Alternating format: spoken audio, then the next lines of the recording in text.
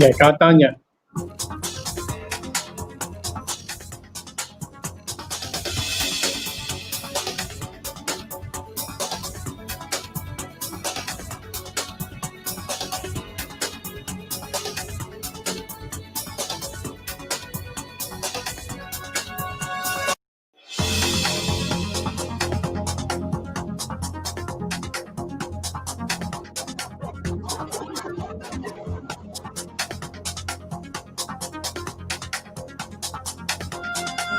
Okay.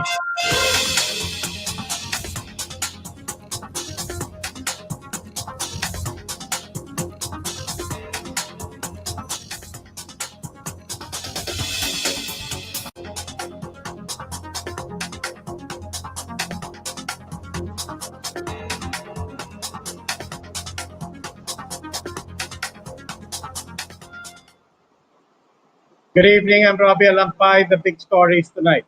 Malacanang says it is open to proposals to grant President Duterte emergency powers to address systemic corruption in PhilHealth, but Senate President Tito Soto says the chief executive does not need such powers.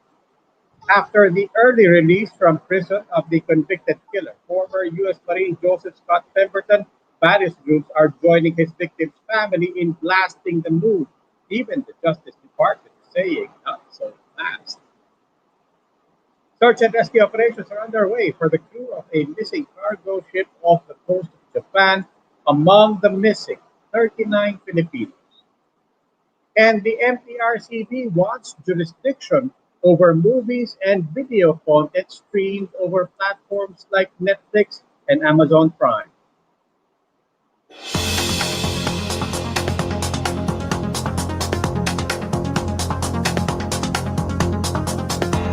Let's start with calls to grant President Duterte emergency powers to address systemic corruption and dysfunction in PhilHealth.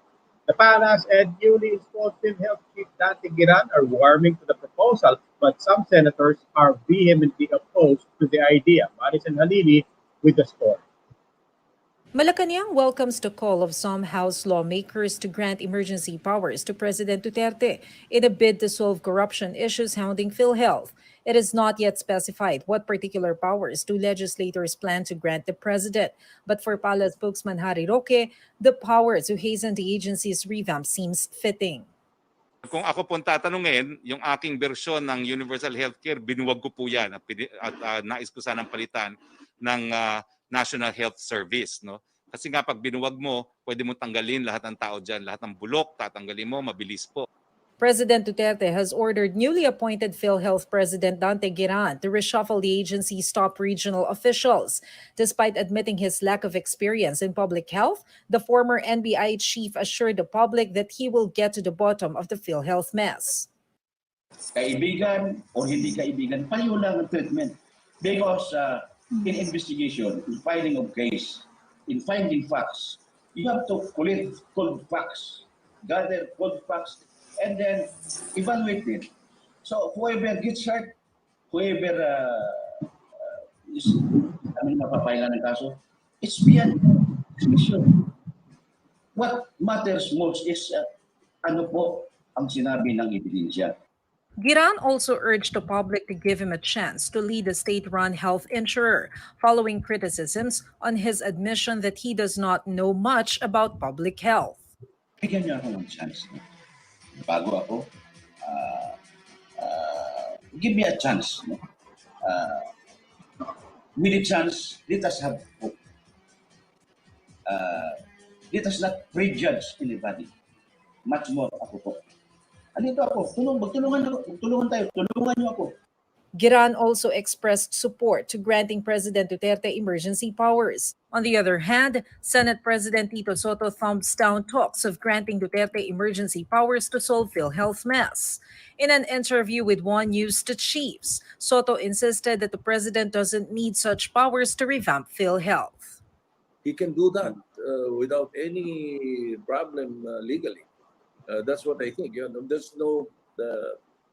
I don't know kung anong kailangan pang ibigay na emergency powers sa presidente para magawa niya yun. Senate Minority Leader shared Soto's sentiments and said that the Senate will oppose this proposal. Marikina Representative Stella Luz Kimbo insisted that Duterte can be given additional authority to reorganize PhilHealth. However, she clarified that the president cannot have blanket emergency power. Sa akin po, again, ano ba ang intention? And if the intention is to reorganize, um, tingin ko kaya na po gawin yan without necessarily granting yung malawakang emergency powers. Amid the PhilHealth controversy, President Duterte virtually attended the Akaba process on Wednesday. Hosted by the King of Jordan, the meeting among heads of state tackled not only the response to COVID-19, but also the counterterrorism efforts of several countries. The chief executive also encouraged other world leaders to build a new order amid the pandemic. Let us seize this historic opportunity to build a new order, one that is more secure, just, and humane, where there is no room for barbarity and terrorist and extremist forces. For News 5, Maricel Halili, we are One News. The country now has more than 228,000 COVID-19 cases. The Department of Health reported almost 2,000 additional infections today. But worth noting, this is the first time since July 29 that the country's daily case count is less than 2,000. 1,987 new cases were reported by the DOH, while active cases now stand at 65,240. Around 90% of active cases are reported to have shown mild symptoms from the coronavirus. Meanwhile, more than 150,000 have successfully recovered, as 880 new recoveries were recorded today. On the other hand, 65 patients succumbed to the disease. That raises the death toll to more than 3,600. The government continues to ramp up its contact tracing efforts, which now include a mobile app developed to alert users if they ever come in close contact with a COVID-19 positive individual. Like Gregorio explains. The IATF has launched the government's official mobile app for contact tracing, social distancing, and health condition recording. The app, called Stay Safe PH, was developed and donated to the government by tech firm Multisys Technologies. Ang StaySafe ay isang digital bayanihan platform sa pamamagitan ng web at mobile application na sumusuporta sa contact tracing ng ating bansa. Once downloaded, you just need to register using your mobile phone number and a password to log in. Users may opt to give more details such as name, age, gender, home, and email address to generate a QR code. In a nutshell, StaySafe alerts its users if they have to come in close contact with COVID-19 cases declared by LGUs under suspect, probable, and confirmed cases. Local governments are encouraged to integrate the system into their contact tracing efforts. Authorities will be given a back-end access so they can monitor the health condition of the users in their area. Magalong clarified that the app is not mandatory. He notes, however, that some businesses and offices may require it upon entry to their vicinity. Eventually, ganun na mangyayari. Especially kung para hindi ka na yung humahawak ka pa ng mga ballpens na hinahawakan din ng iba.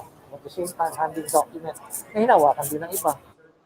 Magalong also assured that all the data in the system will be secured in compliance with the Data Privacy Act. Further evaluation will also be done to know if there are other components that need improvement.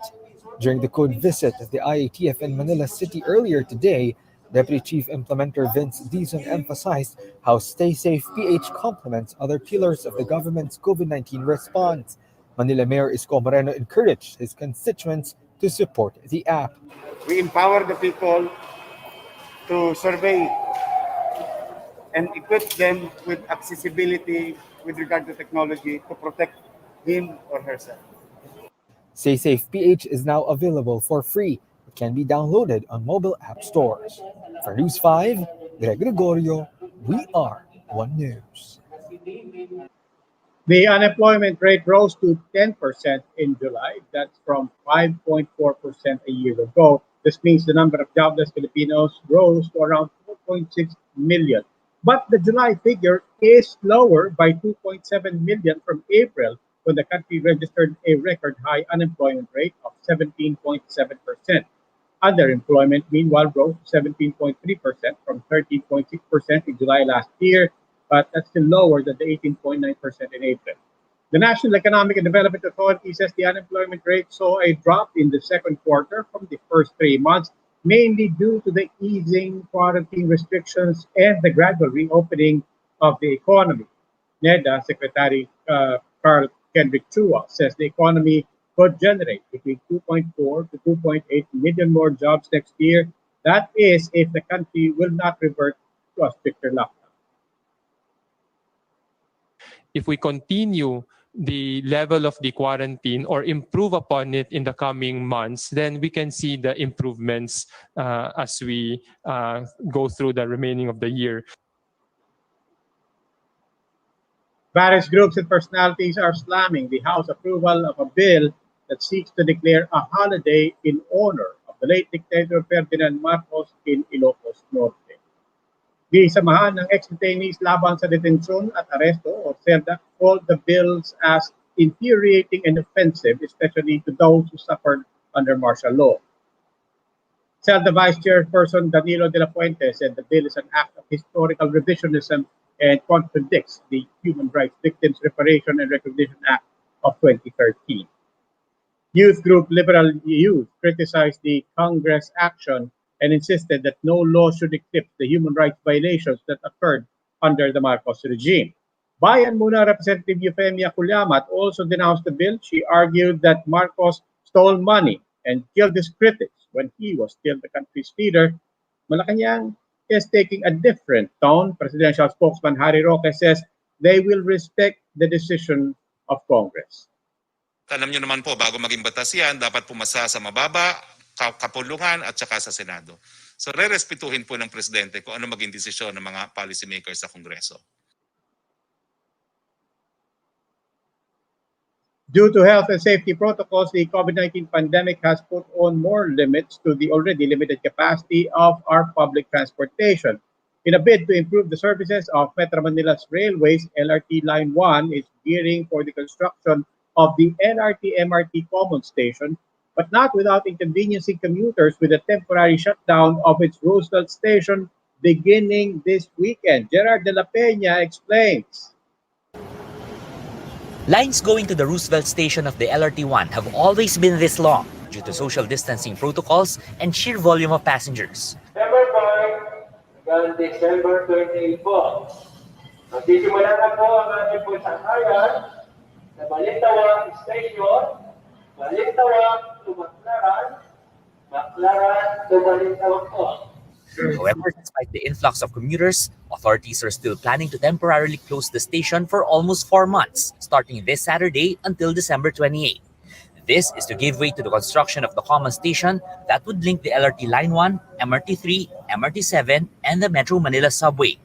As the construction begins this weekend, rails after the Roosevelt Station going to the MRT North Avenue Station will be cut, leaving LRT-1 trains with no space to do turnbacks. That's why, as early as now, commuters are already burdened by the idea. Kasi po isasara, hindi ko alam kung anong station ako, kasi lagi ako papuntang Manila. Eh wala pa naman public transport papuntang Manila. Sana huwag ito isara kasi necessity ito. Napaka-essential itong utang ito.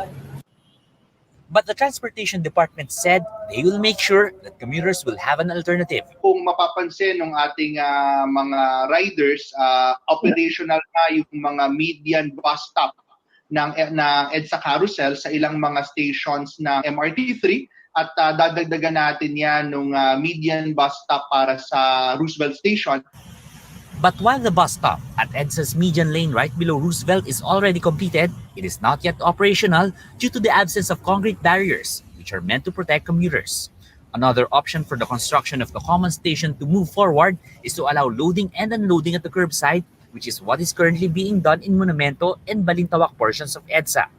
The Light Rail Manila Corporation has put measures in place to aid the estimated 5,000 passengers that take the train at Roosevelt Station daily. Doon sa anticipated na paglipat ng passenger traffic ng Balintawak, ng susunod na istasyon, nagdagdag po rin po kami ng additional manpower for crowd management, and briefing po dahil in-expect din namin na may ibang mga pasahero na pupunta ng Balintawak para sumakay ng The construction works are aimed at connecting the LRT Line 1 to the common station by year-end. The government is still confident that the common station will be partially operational by next year, even amid setbacks to construction activities brought about by the pandemic. For News 5, Gerard de la Peña, we are One News. We'll take a short break, but more stories when we return. Stay with us.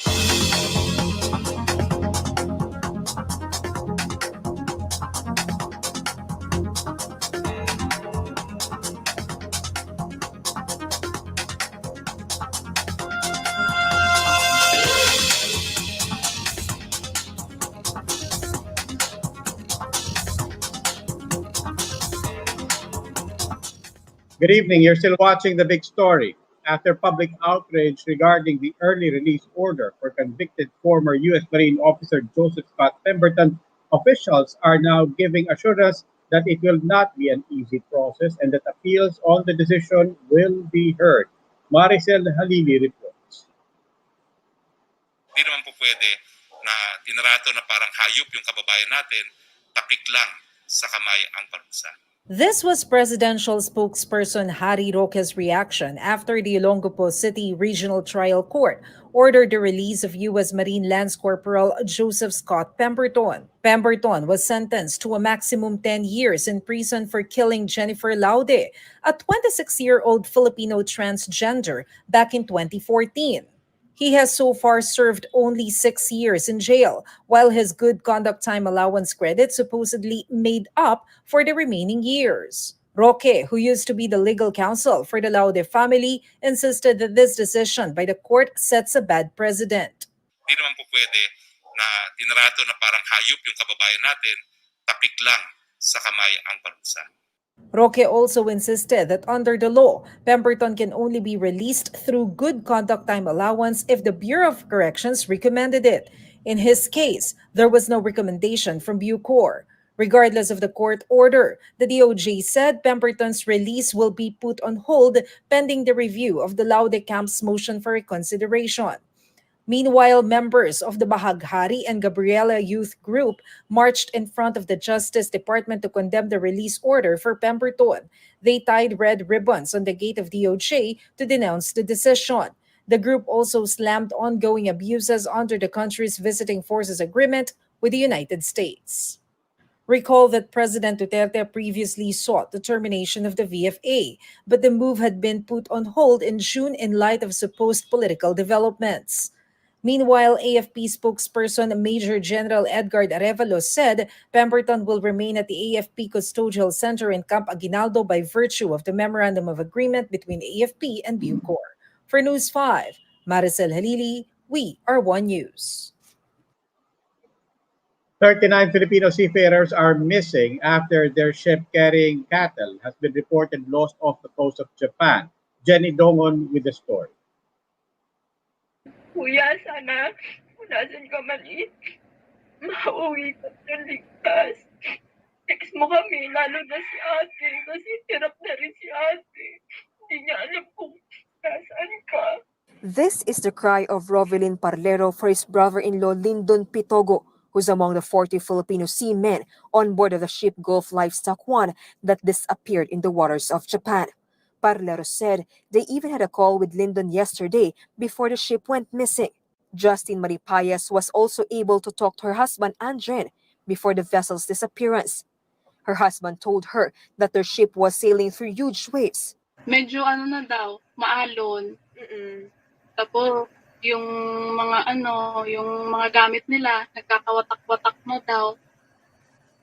Tapos parang gusali na daw kalaki yung yung alon. Kasi ako nag-aalala din naman ako na may bagyo. Pero sa yung rinig ko, yung kapitan daw nila magaling. Siguro sobrang trust naman nila. Kapitan kaya yun.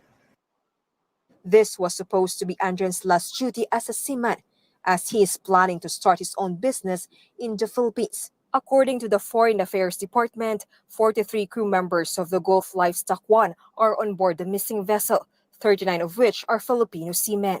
Also with them are crew members from New Zealand, Singapore, and Australia. The Gulf Livestock 1 sailed from New Zealand carrying cows and was expected to arrive in Tangshan, China. The cargo ship was able to send a distress call from east of China to the west of Amami Oshima Island in southwestern Japan. The Japanese Coast Guard has already launched a search and rescue operation, but they admitted that it will be a hard task for them because of the huge waves. The Philippine Consulate General in Osaka reported that one Filipino crew member was already rescued by authorities. He was identified as Chief Officer Eduardo Sareno. The families of the missing seafarers are still hopeful that they will see their loved ones alive. For News 5, Jenny Dongon, we are One News. American illusionist and endurance artist David Blaine has taken his latest act to great heights, literally. The 47-year-old performer is staging a comeback after nearly 8 years, floating in the air with the use of dozens of jumbo-sized balloons. He flew nearly 30,000 feet over the Arizona desert before doing a free fall and parachuting back down to safety. The feat was broadcast on YouTube setting a new record as the most viewed live event on the streaming platform. And that wraps up today's big story. Catch us again tomorrow, 8 p.m. on Signal Channels 8 and 250. Please like our Facebook page, One News. For more in-depth analysis, visit our webpage, onenews.ph. I'm Robbie Alampay. We are One News. Good evening.